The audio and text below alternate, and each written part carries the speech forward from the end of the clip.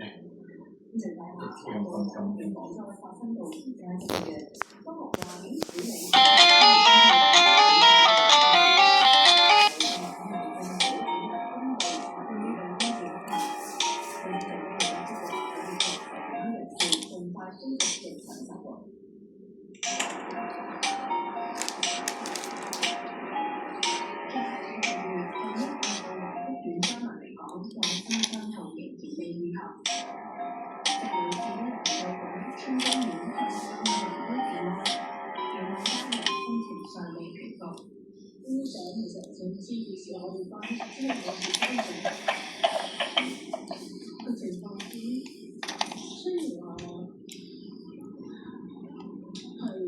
冇人命傷害咯，我哋就，但係始終都會見到好多植物品咯。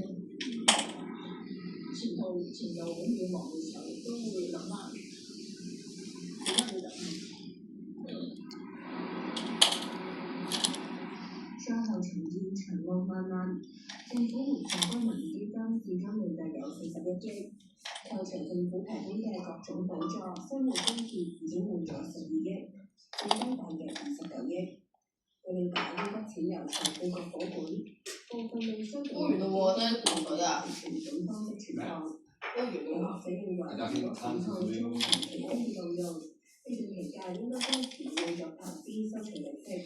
好多嘅一啲嘅投資產品其實可以做到嘅話，最簡單嘅好多嘅金融機構咧，都係買美國嘅國庫券嘅。我哋金融管理局啊，好多國家儲備都係用呢啲嘅，可以除咗即係能夠俾到之外咧，唔知能夠咧係產生呢一個利息。其他其實都唔係一個大嘅問題嚟。如果係好好運用嘅投資回報有5厘嘅話咧，譬如話睇到30億，我哋都有呢個嘅1億5千萬啊，咁都能夠咧就保存到個實力。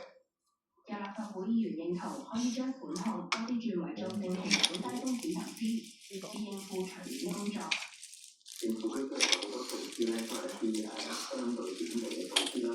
咁我希望政府可以即係善用呢筆捐款咧，可能有一啲中期措施啲最大推出嚟啦。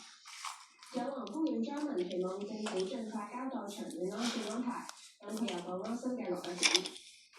行政長官李家超喺社交平台